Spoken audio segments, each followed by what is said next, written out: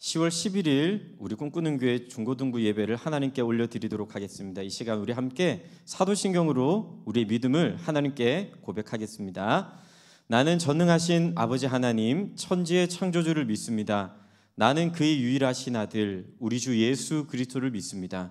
그는 성령으로 잉태되어 동정녀 마리아에게서 나시고 본디오 빌라도에게 고난을 받아 십자가에 못 박혀 죽으시고 장사된 지 사흘 만에 죽은 자 가운데서 다시 살아나셨으며 하늘에 오르시어 전능하신 아버지 하나님 우편에 앉아 계시다가 거기로부터 살아있는 자와 죽은 자를 심판하러 오십니다.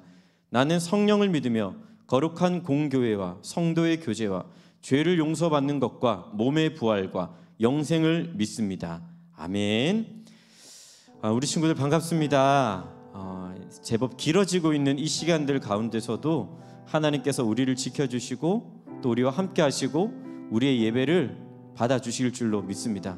오늘 예배는 특별히 기대하세요. 특송도 있습니다.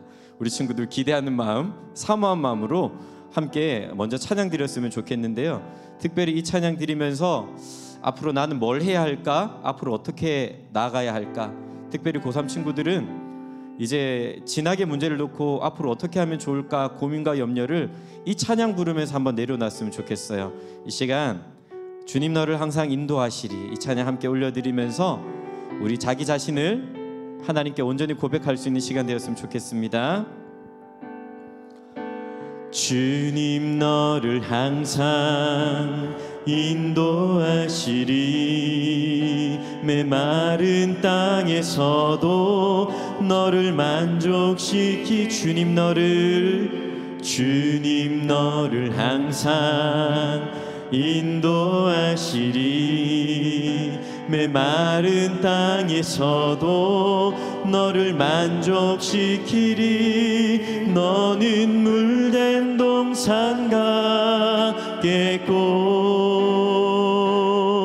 마르지 않는 샘 같으리 너는 물된 동산 같겠고 마르지 않는 샘 같으리. 한 번 더 찬양할까요? 주님 너를 항상 인도하시리 메마른 땅에서도 너를 만족시키리 주님 너를 항상 인도하시리 메마른 땅에서도 너를 만족시키리 너는 물된 동산 같겠고 동산 같겠고 마르지 않는 샘 같으리 너는 물된 동산 같겠고 마르지 않는 샘. 이 시간 우리 이름을 넣어서 고백합시다. 주님 나를 항상 우리 함께 고백합시다. 메마른 땅에서도 나를 만족시키리 주님 나를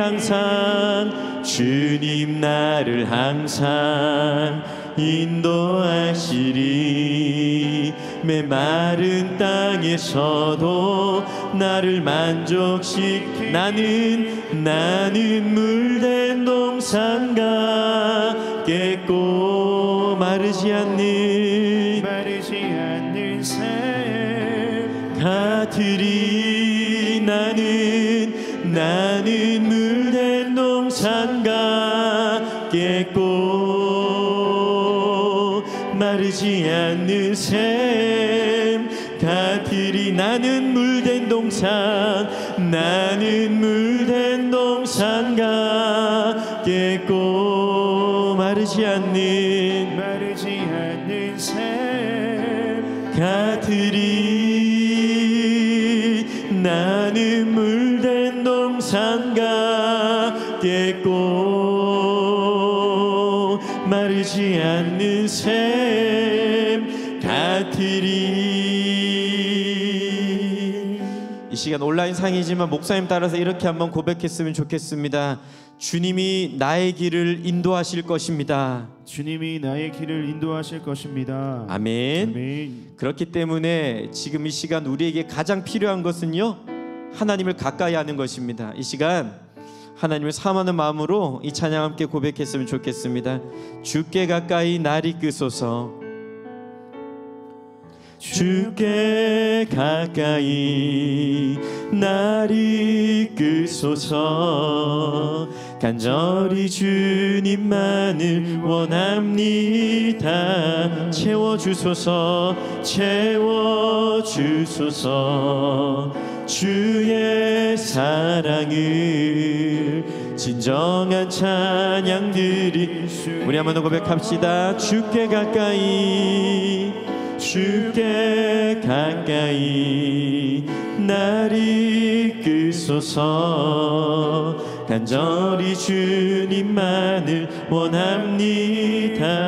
채워주소서, 채워주소서.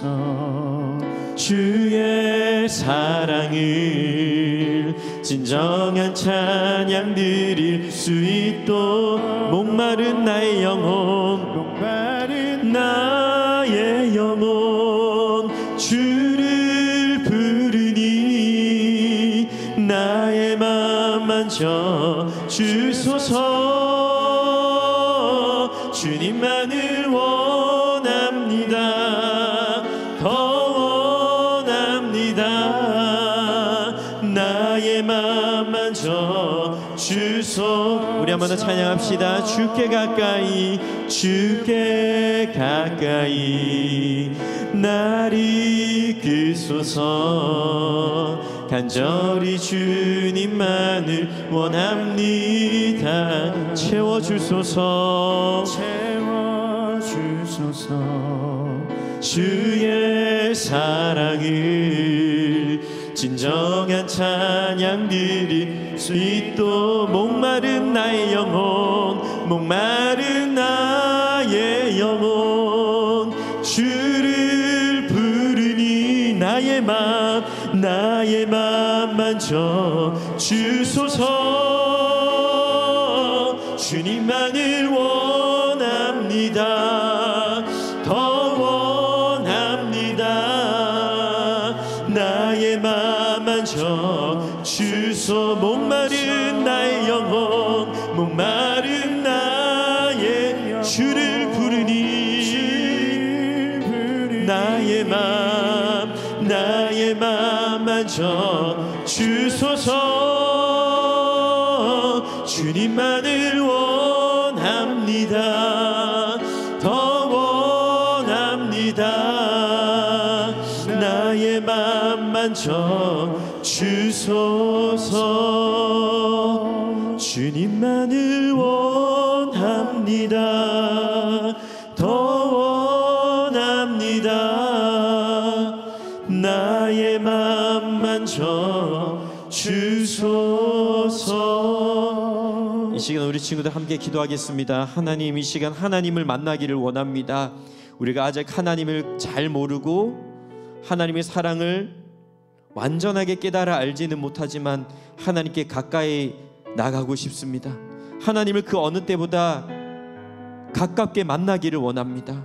하나님, 이 시간 우리의 마음을 만져주시고 우리의 아픔을 고쳐주시고 우리의 믿음 없음을 성령 충만으로 채워주셔서 이 시간 하나님을 그 어느 때보다 가까이 만나는 예배의 시간이 될 수 있도록 하나님 도와주시옵소서. 또 우리 말씀 전하실 김동주 목사님 성령 충만하게 하여 주셔서 이 시간 하나님 말씀 잘 증거하게 하시고 말씀을 듣는 우리들도 겸손하게 그 말씀 잘 받을 수 있도록 하나님 은혜를 베풀어 주시옵소서. 이 시간 함께 합심하여 우리 친구들이 있는 그 자리에서 함께 기도하겠습니다. 살아계신 아버지 하나님, 은혜 감사드립니다. 오늘도 함께 하신 하나님께서 우리 가운데 역사하여 주시고 우리에게 은혜를 베풀어 주셔서 하나님을 그 어느 때보다 가까이 만나 경험하는 오늘이 될 수 있도록 역사하여 주시옵소서.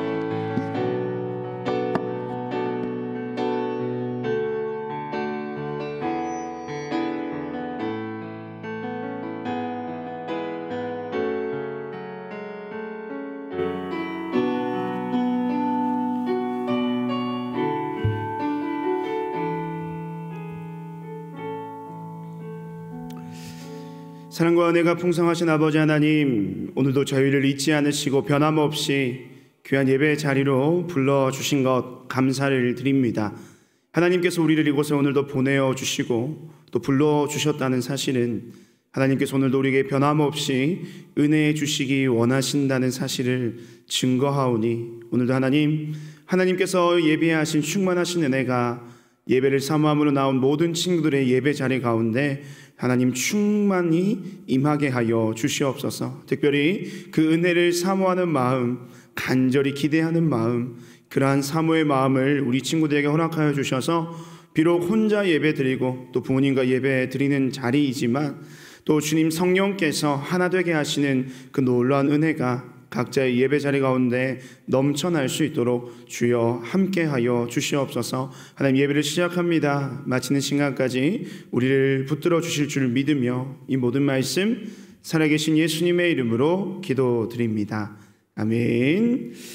네, 오늘 함께 볼 하나님의 말씀은 신약 성경 요한복음 22장의 말씀입니다. 신약 성경 요한복음 22장 4장 22절부터 26절까지, 22장이 아니고 4장 22절로 26절까지의 말씀을 우리 시간 함께 한 목소리로 화면을 보기도 하지만 여러분 꼭 성경책 또 있는 친구들은 이 시간 함께 펼쳐서 말씀 함께 읽었으면 좋겠습니다. 요한복음 4장 22절로 26절 말씀 우리 한 목소리로 읽도록 하겠습니다.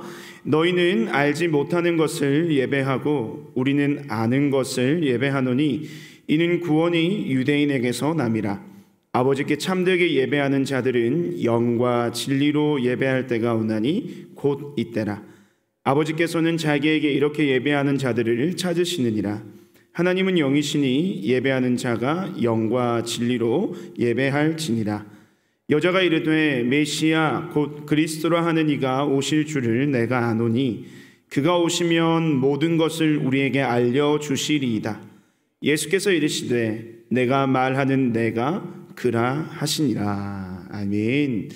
오늘 요한복음 4장 22절에서 26절의 말씀을 가지고 내가 그라라고 하는 말씀의 제목으로 여러분과 함께 은혜를 나누기를 원합니다. 말씀을 전하기 전에 여러분과 함께 먼저 광고를 하나 드릴게요. 우리 계속해서 지금 중고라방이 굉장히 그 인기리에 우리 방영이 되고 있습니다. 이제는 또 게스트들을 모시고 야외에서 함께 여러분들을 만나고 있는데요. 정말 우리 목사님께서 지난주에 최상준 목사님 말씀하셨듯이 우리가 공과 공부 반별 모임을 하지 못하는 것을 대신해서 라이브 방송을 여러분과 그 시간에 하는 거거든요. 그래서 여러분 예배가 조금 일찍 마친다고 해서 1시부터 시작하는 게 아니라 마치는 그 순간부터 바로 라이브 방송이 진행됩니다. 동일한 채널에서 진행되니까요.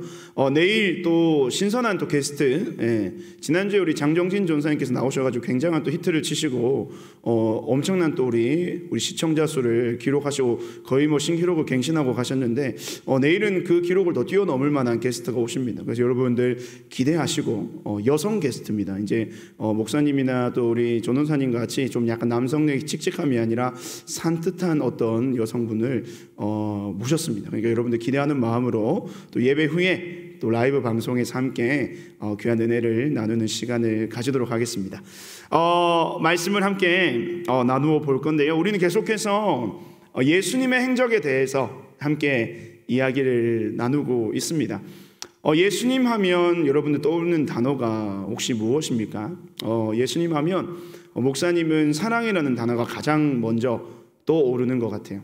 그래서 말씀을 계속 나누면서 하나님의 관심과 또한 예수님의 관심이 한 사람, 특별히 하나님을 알지 못하는 구원받아 마땅한 하나님의 택한 자들을 향해 하나님께서 사랑으로 관심을 가지시고 그 한 사람을 만나기 위하여 또 그 한 사람을 구원하시기 위하여 하나님의 그 모든 일들, 구원의 일들, 또 예수님께서 행하시는 모든 행적들이 계속해서 진행되고 있음을 우리는 보고 있습니다.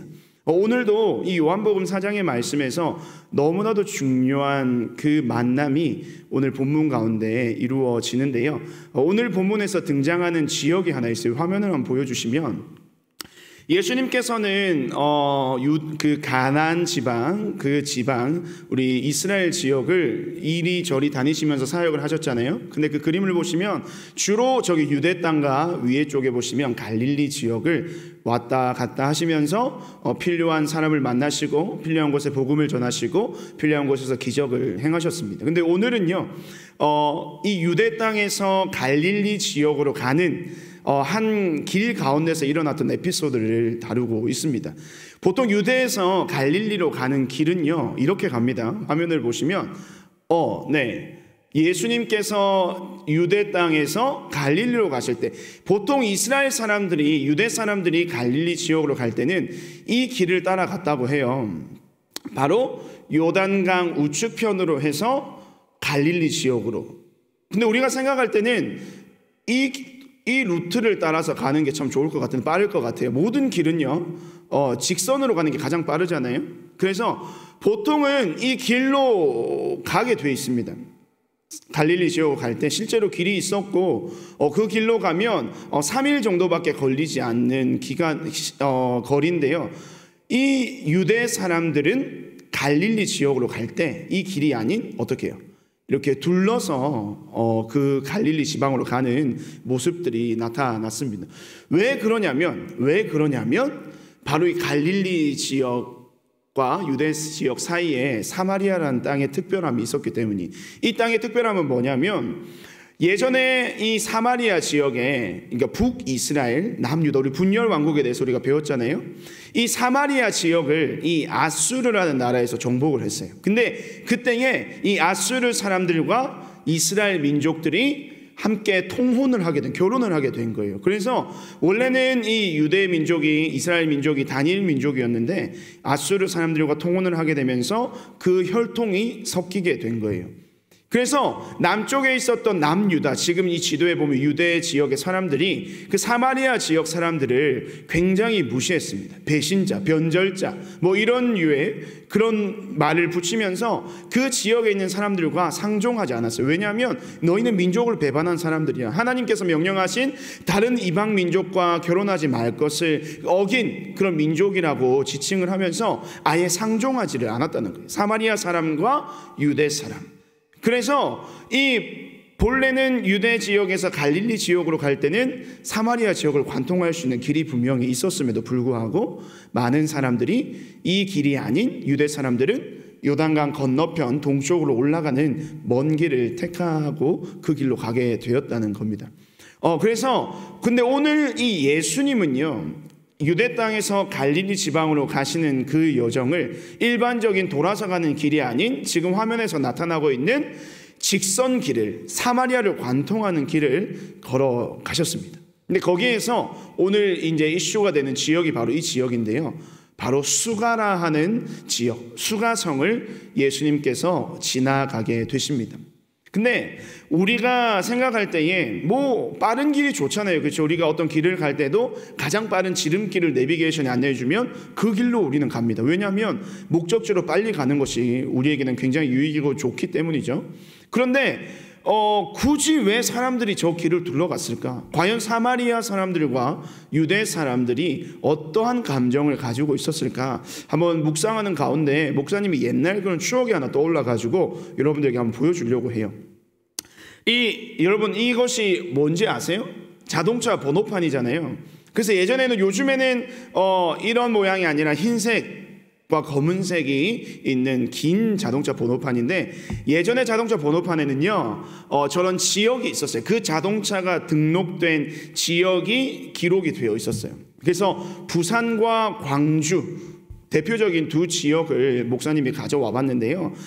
사실은 이 부산과 광주, 경상도와 전라도, 이 두 지역 간의 어떤 마음의 갈등과 대립들이 여러분들 우리는 잘 모르지만 우리 아버지들 세대에서는 굉장히 심했다라고 합니다. 심지어 어떻냐면 이 부산 번호판을 달고요, 광주나 전라도 지역에 가서 기름을 넣으러 주유소에 들어가면 이 번호판을 확인하고 부산에서 왔다, 아니면 경상도 어디에서 왔다, 경남이다, 경북이다라고 돼 있으면 주유소에서 기름을 안 넣어줬을 정도로 그런 지역 감정이 굉장히 심했다고 합니다. 그래서 서로 만나면 싸우는 거예요. 근데 그런 만남들이 일반적인 삶 속에서뿐만이 아니라 우리가 좋아하는, 여러분들이 뭐 좋아하는지 모르겠지만 이 야구, 여러분 보시면 이 두 사람이 누군지 아세요?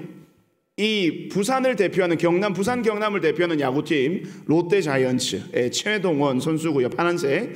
그리고 전라도 그리고 광주를 대표하는 야구 연고지를 가지고 있는 해태 타이거즈, 지금 우리 기아 팀인데요. 거기에 선동열이라는 사람이 있었어요. 이 두 사람이 굉장히 라이벌이었고, 이 두 팀이 가지는 또 지역적인 라이벌의 감정이 있어서 이 두 팀이 만나면 혈전이 벌어지는 거예요. 선수들끼리도 혈전이 벌어지고, 장외에서는 어떻게 해요? 응원하는 사람들끼리도 그런 혈전이 벌어지고. 목사님 옛날에 이 롯데와 해태 경기를 보러 간 적이 어릴 때 있었는데, 거기에서 만약에 롯데가 해태한테 지잖아요. 그러면 이 롯데 팬들이 막 선수들을 향해서 막 사발면도 던지고요, 소주병도 던지고요, 막 항의하는 그런 모습들이 아직도 이 기억에 생생합니다. 그래서 이 만나기만 하면 으르렁거리면서 막 서로 싸우는 거예요. 그 감정이 굉장히 깊어져가지고. 근데 그 이상의 지역적인 감정이 지금 어디에 있었냐면 이 유대와 사마리아 지역, 이 두 사이에 그러한 감정의 골이 굉장히 깊었어요. 유대 사람들도 사마리아 사람들을 무시하고, 사마리아 사람들도 그런 자신들을 무시하는 유대 사람들에게 굉장히 안 좋은 불편한 감정을 가지고 있던 시절이 바로 이 예수님이 계셨던 그 당시의 시대적 배경이라는 거죠. 근데 그래서 이 당시에 유대 사람이 갈릴리를 가기 위해서 사마리아를 건너간다?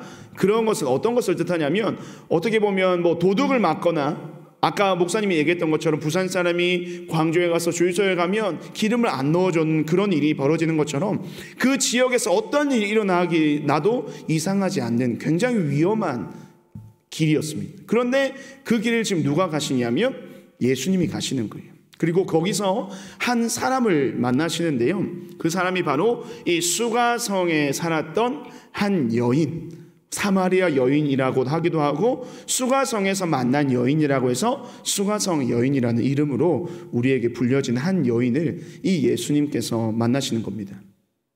이 예수님께서 그 여인을 만나시는데, 뭐 한 사람을 만날 수도 있죠.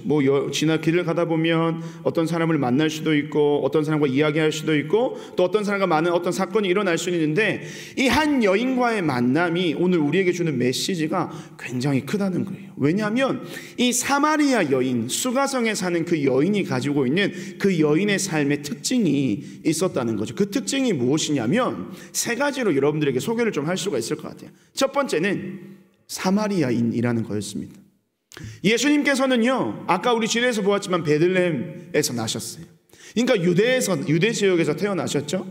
그러니까 유대 사람이요, 사마리아인을 만나는 것은 그 당시로는 굉장히 파격적인, 굳이 만나야 되는 상황이 아니라면 전혀 만날 수가 없는, 오늘날 우리로 따지면 그런 것 같아요. 한국 사람과 북한 사람이 만나는 그런 느낌 있잖아요. 우리가 만날 수도 없고 굳이 만나지 않아도 되는, 이렇게 해서 목사님 이렇게 통일을 반대하고 그런 건 아니지만, 우리가 이 상황을 빗대어 봤을 때 이 사마리아인이라고 하는 사마리아인을 유대 사람이 만날 이유가 전혀 없었다는 거예요. 근데 이 사마리아인을 이 예수님께서, 유대 사람 예수님께서 만나셨다는 것, 그것이 첫 번째 이슈가 되는 것이고요. 두 번째, 이 사마리아 여인과의 이슈가 뭐냐면, 이 여인은요 5번 결혼한 여자입니다. 5번이나 결혼했다라고 하는 것은 이 여인의 개인적인 어떤 삶에 있어서 어떠한 문제가 있었다라고 볼 수가 있는 거죠. 이 여인을 가늠한 여인이다, 많은 남자를 거느렸다라고 우리가 생각할 수가 있는데, 사실은 그렇지는 않고, 이 당시의 풍습에 의하면 여자가 남자를 버릴 수 없는, 어떤 문제가 생겼으면 남자가 여자를 버리지 여자가 남자를 이제 버릴 수 없는, 이혼할 수 없는 그러한 풍습과 법이 있었어요. 그렇기 때문에 어떤 이유에서 이 남편이 5명이 있었는지는 정확하게는 성경이 말하고 있지 않아서 알 수 없지만 어쨌든 이 여자에게는 5번이나 결혼을 했다는 전적이 있다는 거예요. 오늘날도 사실은 오늘날 이혼에 대해서 많은 사람들이 사회 문화의 관습의 분위기상 굉장히 열려 있지만 5번씩이나 한 사람에 대해서 많은 사람들이 그럴 수도 있지, 그랬구나라고 보는 시선은 아니잖아요. 5번이라고 하는 것은 분명히 그 여인에 대한 삶의 문제가 있다라고 생각이 되는, 오늘날에도 그런 상황인데, 그런 분위기인데 그 당시는 어떠했겠냐 말이죠. 그런 5번이나 결혼한 여자를 지금 예수님께서 만나셨다는 거예요. 그리고 또 한 가지는요, 갈증이 많은 여인이 바로 이 사마리아 여인이었습니다. 어떤 갈증이 많았을까요? 이 삶에 대해서 뭔가가 채워지지 않는 것들이 굉장히 많았어요. 개인적인 삶도 그렇고요, 어떤 인간적인 관계들도 그렇고요, 또 우리가 계속해서 얘기를 할 거지만 그도 마찬가지로 하나님을 믿는, 하나님을 예배하는 사람이었습니다. 그래서 이 영적인 갈증, 영적인 갈급함들도 굉장히 많이 있었던 여인이라는 사실을 오늘 말씀을 통해서 알 수가 있는 것입니다. 그래서 그런 여인을, 사마리아인이었고요, 5번 결혼한 여자였고요, 갈증, 삶의 갈급함이 많은 그 여인을 오늘 이 예수님께서 굳이 그곳으로 가셔서 만나셨다는 겁니다. 예수님의 길을 가시는 것, 예수님이 행하시는 모든 일에는요, 아무런 이유 없이, 근거 없이, 목적 없이 이루어진 일이 하나도 없습니다. 예수님께서 하시는 모든 일들, 예수님께 행하시는 모든 기적들, 예수님께서 이루시는 모든 만남들에는 어떠한 정확한 목적과 목표와 이유가 있다는 것이죠. 예수님께서 굳이 사마리아로 거쳐서 갈릴리 지역으로 가셨던 이유가 무엇이냐면 다른 이유가 없어요. 바로 이 수가성에 살고 있는 사마리아의 여인을 만나기 위해서 예수님은 그 길을 걸어가셨다는 거예요. 근데 그 여인과의 만남이 예수님에게도 굉장히 귀한 일이었고, 다른 사람들, 예수님을 따랐던 제자들에게도 사실은 이해할 수 없는, 왜 굳이 예수님께서 사마리아 지역으로 가십니까? 예수님, 우리는 여기로 가지 않고 저기 요단 동편으로 해서 갈릴리로 가는 그 길, 남들이 다 가는 그 길로 가야지 굳이 왜 사마리아 길로 가십니까? 라고 묻기도 합니다. 그런데 이 길을 가시는 것, 유대 사람들이 이 길을 가는 것과 또한 그 사마리아 여인을 만나는 이 만남에 대해서도 많은 유대인들도 의문을 가지기 쉽지만, 누가요? 바로 오늘 이 만남의 당사자인 사마리아 여인에게도 굉장히 어떻게 보면 당혹스러운 일인 겁니다. 왜냐하면요, 자, 그 여인은 사마리아인이거든요. 9절 말씀을 함께 한번 읽어봅시다. 시작. 사마리아 여자가 이르되 당신은 유대인으로서 어찌하여 사마리아 여자인 나에게 물을 달라 하나이까 하니 이는 유대인이 사마리아인과 상종하지 아니함이로라. 아멘. 상종하지 않는다고 해요. 유대인과 사마리아인은요. 그러니까 예수님께서 이 여인을 만나셨어요. 이 여인을 만나셔서 우물가에서 물을 깃는 그 여인에게 물을 달라고 청하십니다. 말을 거는 것조차도 정말로 당황스러운 일이죠. 유대인이 사마리아인에게요. 근데 그 여인과의 만남이 이 사마리아 여인에게조차도 굉장히 당혹스러운 거였습니다. 그래서 이 만남을 혹시나 만약에 다른 사마리아인이 봤을 때 어떻게 생각했을까요? 뭔가 이상하다, 뭔가 다르다. 안 그래도 이 여인은요, 그 사회 속에서 뭔가 다른 사람들에게 어떤 이슈가 되는 그러한 여인이었습니다. 나중에 우리가 얘기하겠지만 결혼을 5번 한 여인이 그 마을 안에서 어떤 위치에 있었겠습니까? 당당한 위치에 있었겠어요? 아니죠.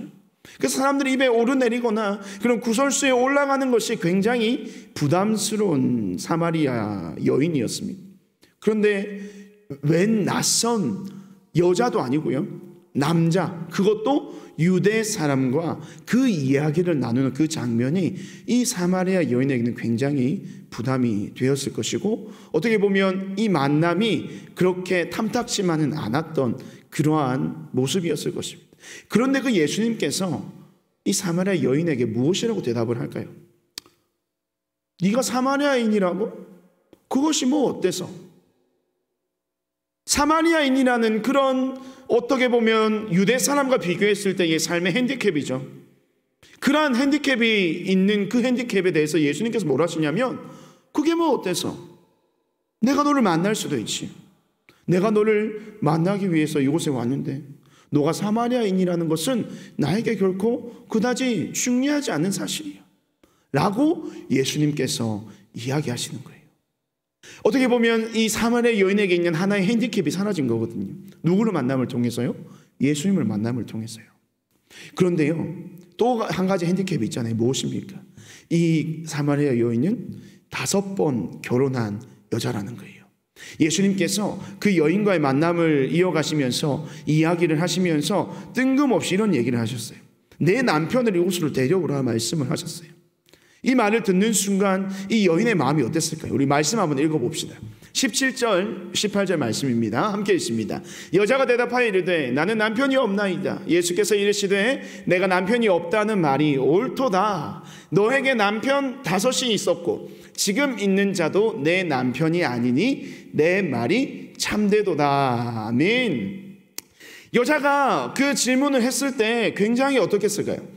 어떻게 보면 좀 수치심을 느끼지 않았을까라는 생각이 들어요. 왜냐하면 그것은 자기가 숨기고 싶은 자기 자신만의 삶의 비밀이거든요.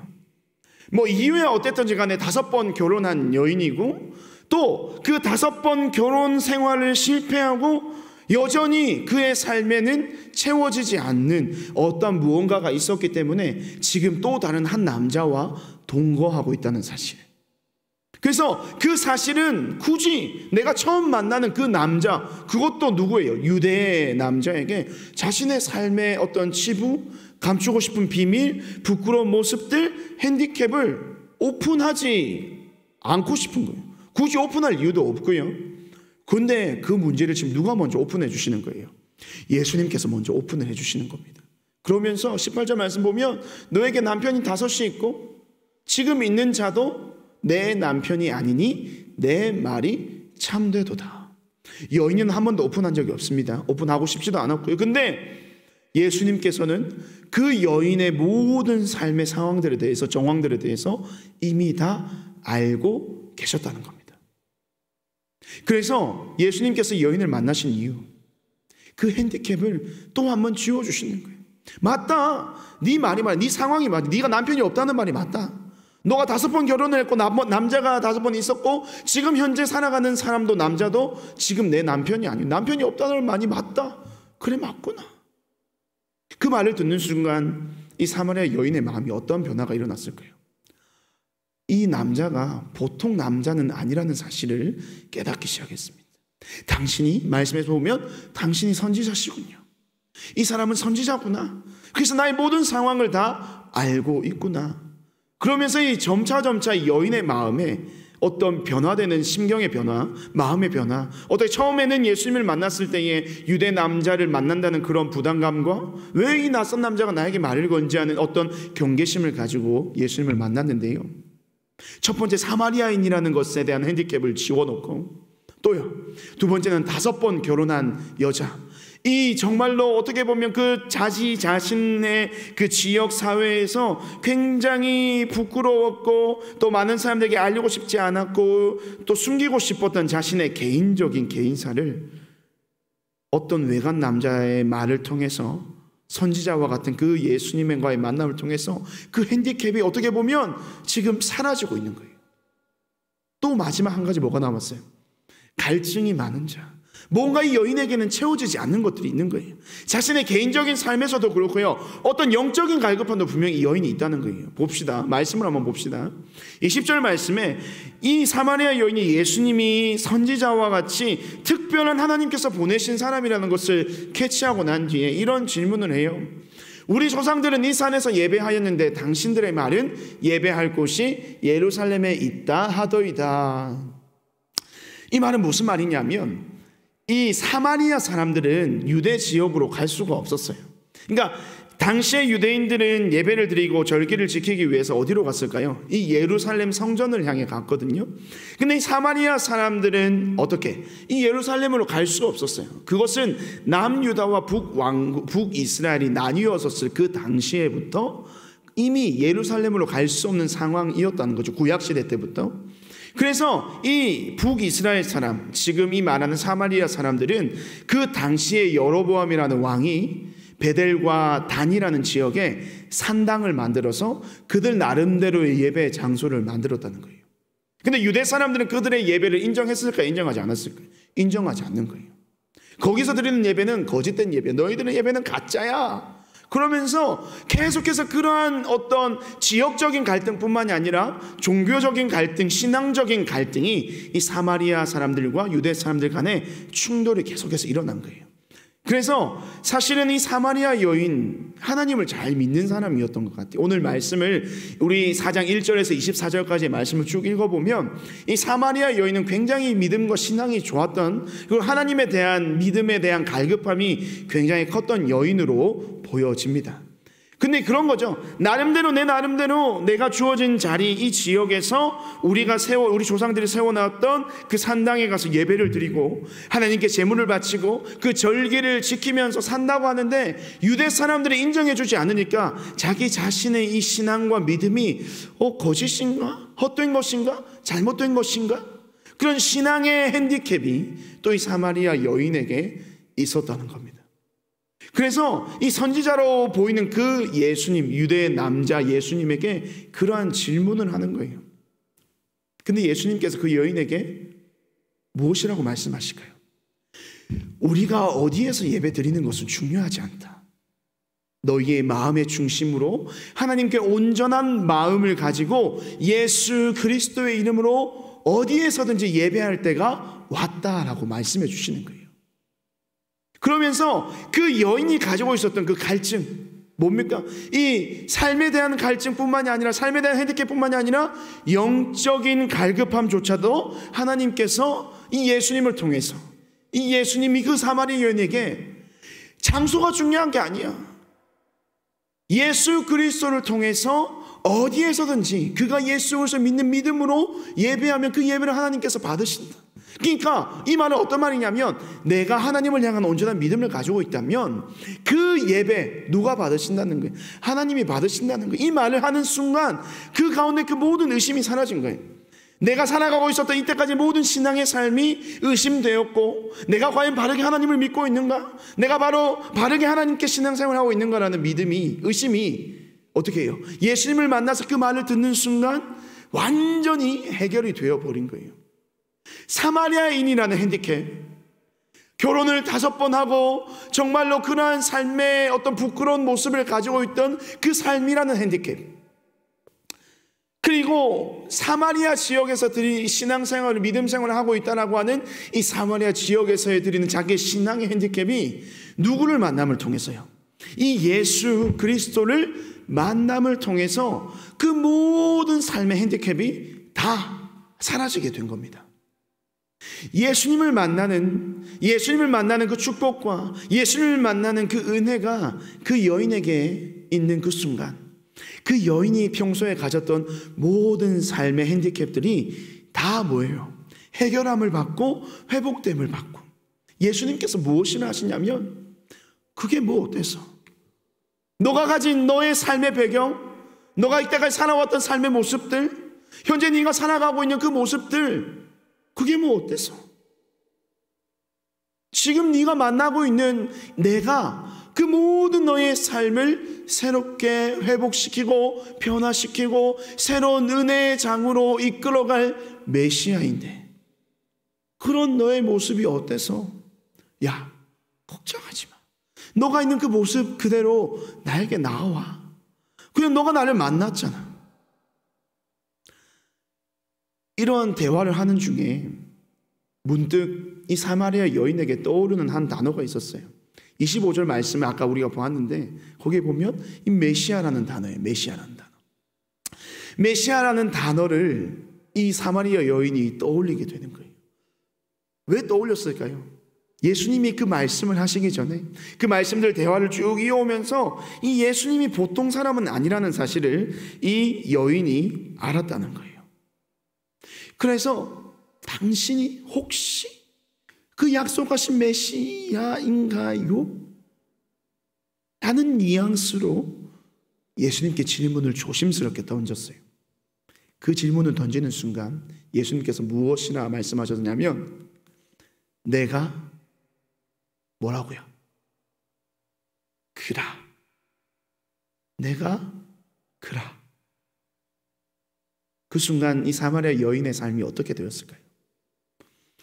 예수님이 메시아라는 사실, 예수님과의 대화 속에서 자신이 가지고 있었던 모든 삶의 이 장벽들, 핸디캡들, 삶을 무거워했던 삶의 모든 문제들이 하나씩 해결되는 경험을 이 사마리아 여인이 하게 되었어요. 예수님의 범상치 않은 그 모습을 느끼고는 사마리아 여인이 예수님께 물었어요. 당신이 혹시 우리가 그토록 기다렸던 하나님께서 보내주시고 약속했던 메시아이실까요?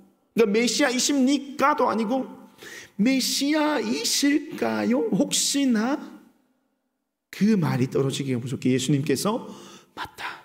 내가 바로 너가 기다리던 너희들에게 약속된 메시아다.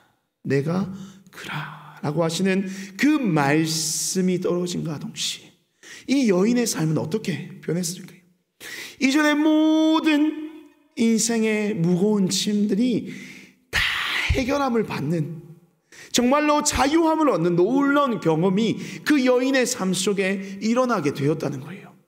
그래서 말씀을 계속해서 읽어보면 그 여인이 그 예수님을 만난 그 즉시로 그 예수님이 메시아라는 사실을 알고 난 그 뒤로 바로 그 지역으로 자기가 살고 있는 동네로 달려가서 어떻게 하느냐?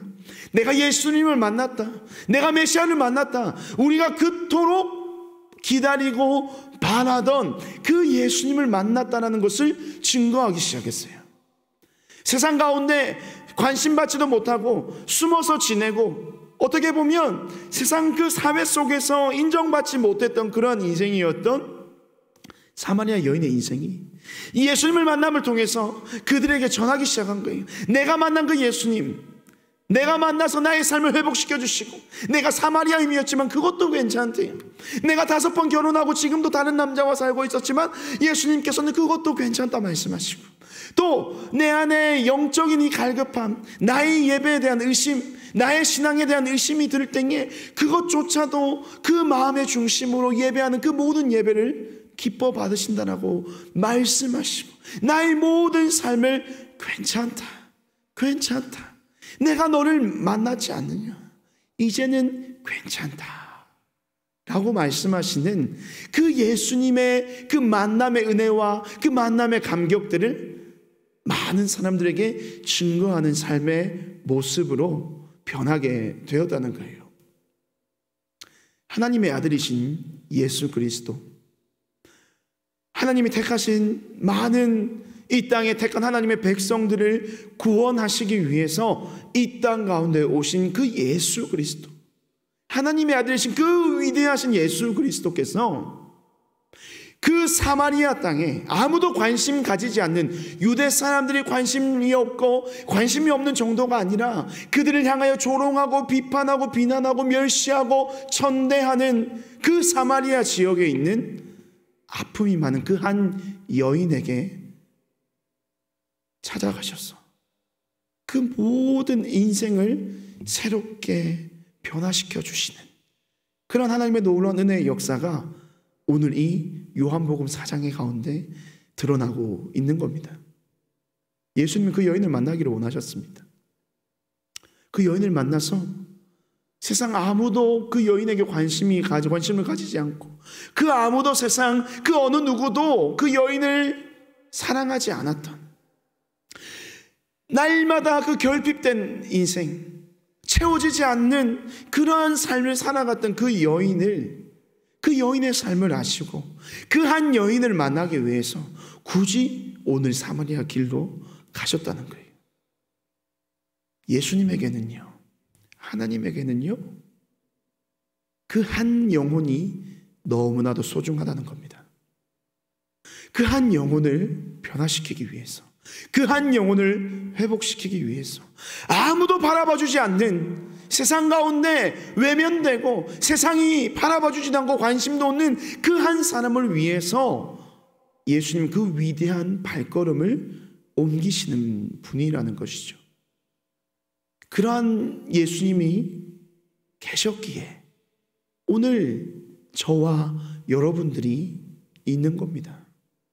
세상에 수많은 사람들이 있는데, 세상에 많은 사람들이 있는데 굳이 여러분 한 사람을 택하여 부르셔서 이 꿈꾸는 교회라는 귀한 교회를 만나게 하시고 여기서 하나님의 말씀을 듣게 하시고 예배하게 하시고 이 어려운 때이지만 이 코로나로 인해서 이곳에 나오지 못하는 상황 속에 있지만 그럼에도 불구하고 끝까지 이 예배 자리, 이 온라인 실시간 예배 자리를 우리를 이끌어 가신 이유가 무엇일까요?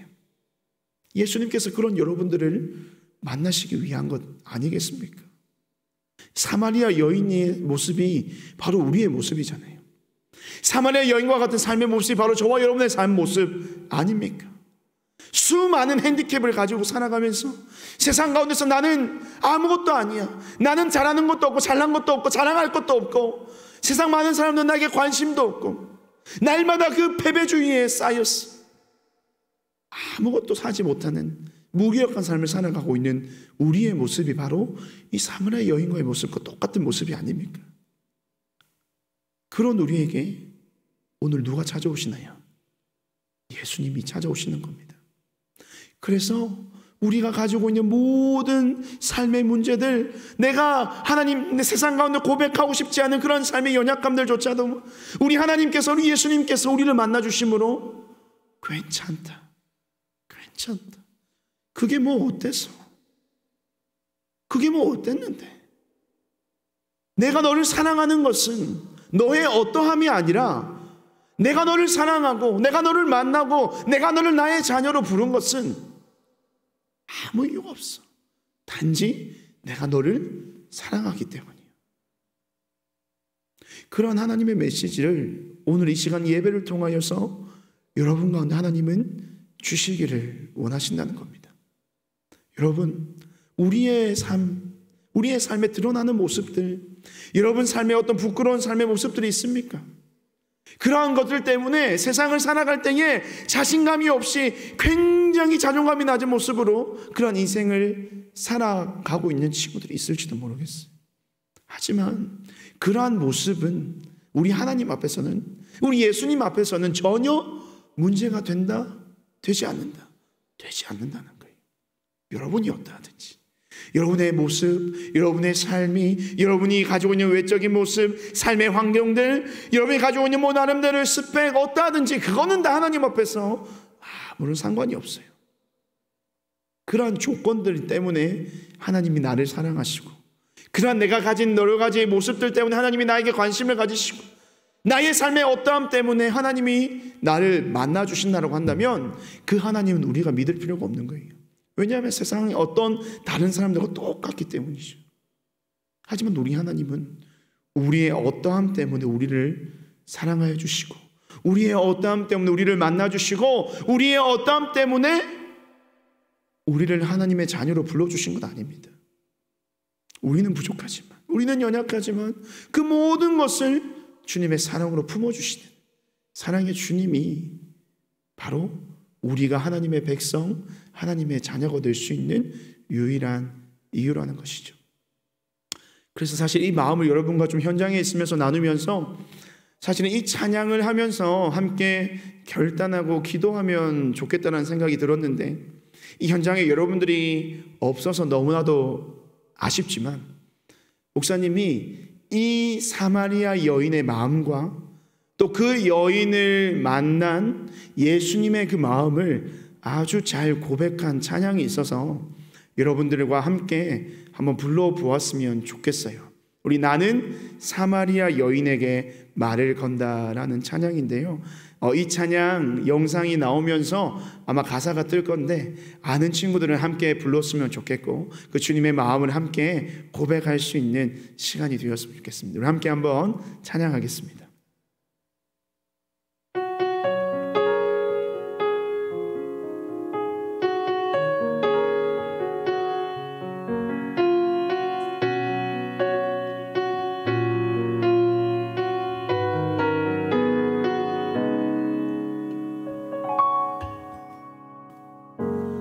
내가 사마리아에 가는 이유는 그곳에 울고 있었던 내가 있어서 햇볕이 따갑고 그늘도 없는 낮을 나는 지나왔단다. 내가 내게 닿기를 아무도 찾지 않는 그날의 우물가에 어젯밤을 다 잠든 내가 내게로 온다. 아무도 찾지 않는 한낮의 우물가에 이제껏 삶에 지친 내가 내게로 온다. 나는 사마리아 여인에게 말을 건다. 기쁨에 참 말을 건다. 하늘 보좌 내려놓고 그래 여기에 왔다고. 넌 내게 다시 재촉한다. 그 물을 내게 달라 한다. 넌 이미 보았다. 그 물이 여기에 바로 내 안에 있어. 날마다 갈급한 그 마음으로 살아왔던 그 갈증의 삶이 주님을 만나서 해결되는 그 놀라운 은혜가 주님께 있었던 이 시간 그 은혜를 기억하며 함께 찬양합시다. 아무도 보지 않았던 내게 그 누구도 오지 않았던 내게 그 누구도 찾지 않았던 내게 내가 지금 간다. 나는 사마리아 여인에게 말을 건다. 기쁨에 참 말을 건다. 하늘 보좌 내려놓고 그래 여기에 왔다고. 넌 내게 다시 이리 재촉한다. 그 물을 내게 달라 한다. 넌 이미 보았다. 그 물이 여기에 바로 내 안에 있어. 그 주님이 오늘도 우리와 만나기를 원하십니다. 이 시간 그 마음을 기억해 우리 마지막으로 함께 찬양합시다. 내가 사마리아에 가는 이유는 그곳에 울고 있었던 내가 있어서.